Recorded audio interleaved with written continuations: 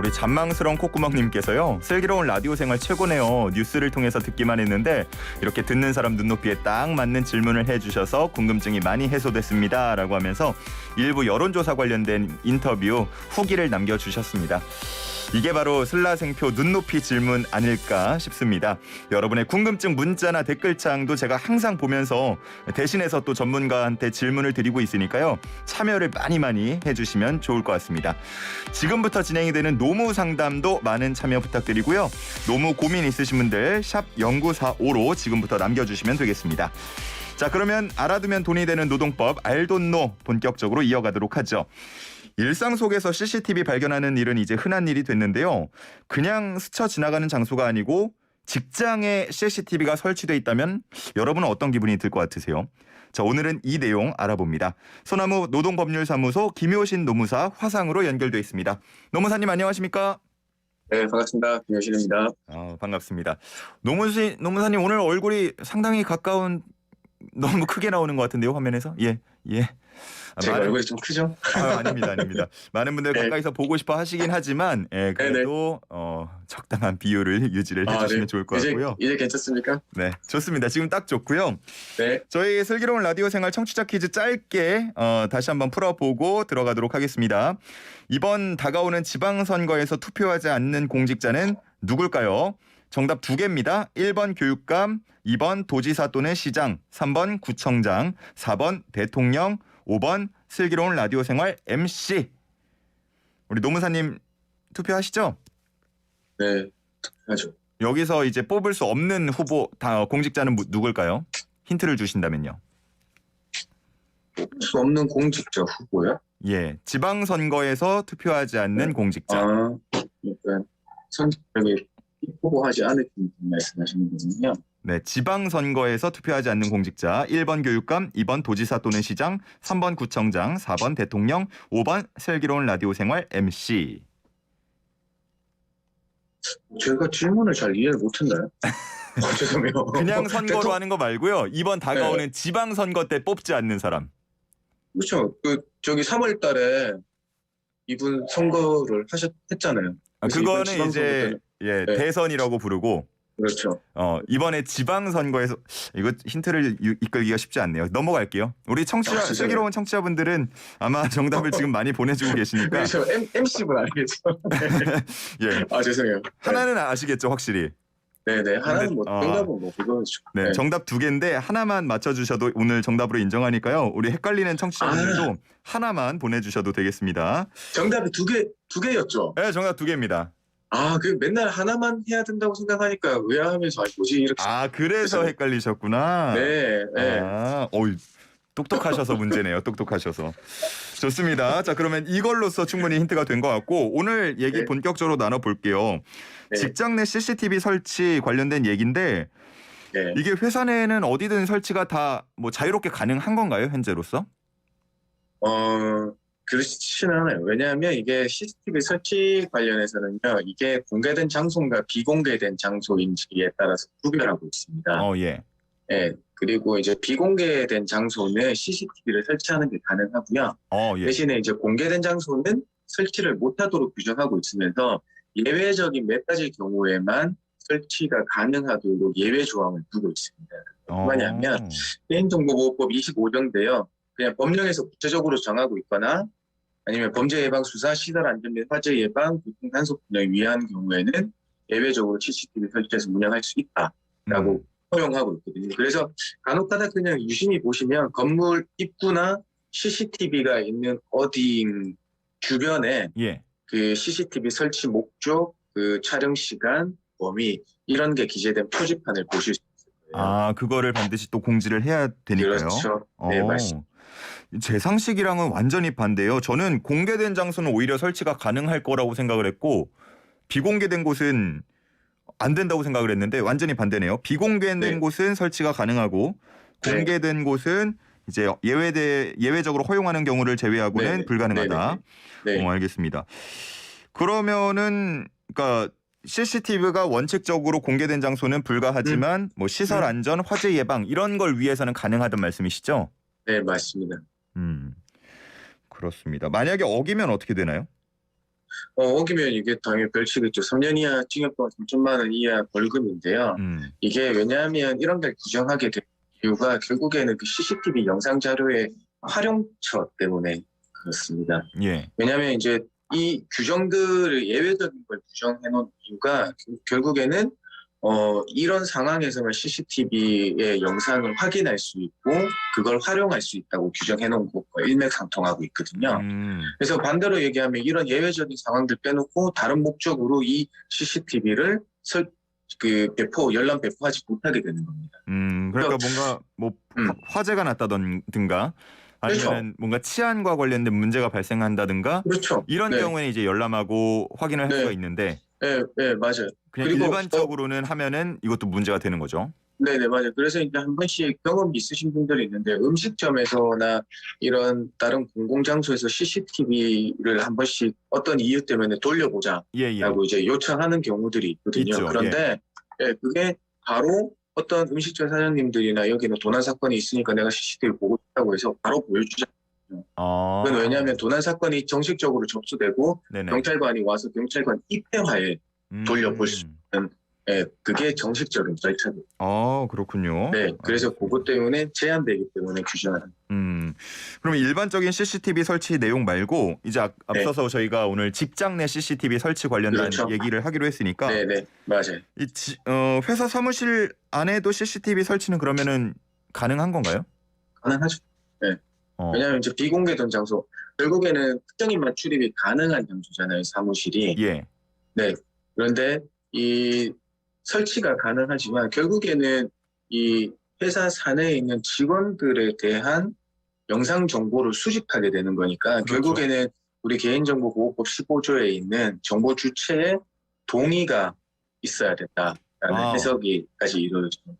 그러면 그 CCTV 설치하는 공간에 있는 근무자들의 동의가 있어야 된다는 말씀이시죠? 네, 그렇죠. 사무실 내 CCTV 설치는 결국에는 직원의 영상 정보가 수집될 수밖에 없는 거고, 우리의 이게 추상권이라고 해야 될까요? 우리의 모습 역시도 이 개인 정보의 하나로 포함되는 거잖아요. 네, 그렇기 때문에 동의를 받아야 됩니다.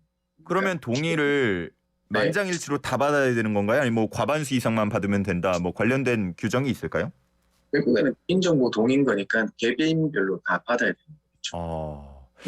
만약에 설치를 한다고 했을 때 이게 개개인별로 받게 되면 익명투표는 불가능할 거고 그러면은 근무자 입장에서는 근로자 입장에서는 좀 울며 겨자 먹기식으로 동의할 수밖에 없는 그런 경우들도 가끔은 생길 것 같네요.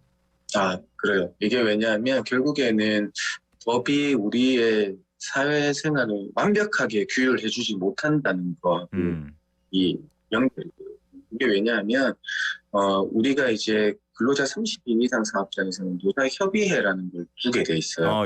근데 그 노사협의회에서 사업장 내 CCTV에 그 설치를 해야 된다. 그리고 그 설치가 직원들을 촬영할 수밖에 없다는 사실은 곧 이 CCTV가 노동 감시의 목적으로 활용될 수 있는 여지도 했다라는 생각까지 미치게 되는 거거든요.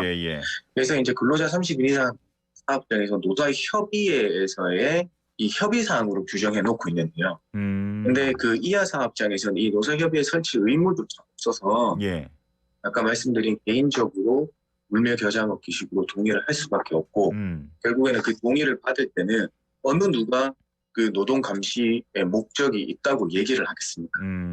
하다 보니까 그렇게 되는 거죠. 근데 제가 이제 근로자 입장이라고 생각을 해보면 말씀해주신 그런 노동 감시 측면에서는 좀 불편한 면도 있을 것 같긴 한데 일부는 왜 요즘 직장 내 괴롭힘 같은 것들도 있고요.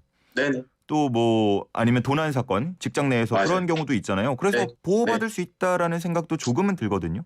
네, 맞아요. 그게 이제 우리가 조금 인원이 있는 사업장에서는 이제 그게 충분히 있겠는데요. 이게 사장님이 있고 직원이 몇 명 있지 않은 그런 사업장에서는 법의 사각이 완전하게 드러나게 되는 거예요. 사장님이 어디 가 있는 거가 CCTV 켜놓고 우리가 딱 보면서 그냥 그걸 바로 전화를 해서 뭐 하냐 어쩌고저쩌고 이런 얘기를 하시게 되는 거니까 결국에는 소규모 사업장에서 근무하시는 가장 많은 피해를 호소하고 계시죠. 실제로 노무사님한테 그런 고민을 호소하시는 분들도 많으셨나요? 그렇죠. 왜냐하면 이거는 인권 문제도 얘기가 나올 수도 있고 하는 거니까 상담이 간혹 가다가 있습니다. 근데 이제 해결 방법이 뾰족하게 없으니까 왜냐하면 결국에는 그 개인정보의 보호엔 동의에 받는 그 서를 보더라도 그 목적은 어디 눈시고 봐도 뭐에 감시를 한다 이런 건 없거든요. 모든 감시. 네, 그다음에 간혹 가다가 뭐 뉴스에 화제되고 해제되고 하죠. 예. 이 부분에 대해서는 우리가 앞으로 고민을 해볼 점이 더 많이 남았다라고 생각이 들고요. 맞습니다. 네, 오늘 노무사님 연결이 약간 음성이 매우 깔끔하지는 않은 것 같아요. 그래요? 예. 네. 지금 저희가 전화로 한번 다시 드려볼 테니까요. 네네. 죄송합니다. 화상은 그대로 네. 연결하고 전화로 음질을 조금 더 깨끗하게 우리 청취자분들께 전해드리면 좋을 것 같습니다. 제가 전화 연결하는 동안 저희 청취자 퀴즈 다시 한번 내고 있을게요. 네, 오늘 슬라고시 퀴즈는요. 다가오는 지방선거에서 투표하지 않는 공직자는 무엇일까요?가 질문이었고요. 정답은 2개입니다. 1번 교육감, 2번 도지사 또는 시장, 3번 구청장, 4번 대통령, 5번 슬기로운 라디오 생활 MC. 자, 정답 아시는 분은 단문 50원, 장문 100원, 샵 0945로 정답을 보내주시면 되겠습니다. 우리 6711님께서는요. 이 보안상의 이유로 휴대폰 반납하는 거에 대해서 또 불법 소지가 있지 않냐 이런 질문을 주고 계신데 우리 노무사님 연결해서 한번 여쭤볼게요. 노무사님 혹시 들리십니까? 네, 죄송해요. 예, 잘 들리는데요. 같은 와이파이를 쓰는데도 오늘따라 와이파이도 컨디션이 좀 안 좋은 것 같네요. 죄송합니다. 그렇습니다. 우리 청취자분들께 양해를 부탁드리고요. 네네. 6711님께서요. 네. 이 보안상의 이유로 휴대폰 직장에 출근하면서 반납하는 거 불법 소지 없냐고 물어보십니다. 사실 이거는 이제 직장 내에서의 회사의 이제 업무의 기밀성 유지가 조금 더 우선시되고 있으니까요. 요거는 뭐 개인의 왜냐하면 반납하고 들어가면 뭐 아무것도 하실 수 없은 불편한 점이 있는 거는 사실이거든요. 네네.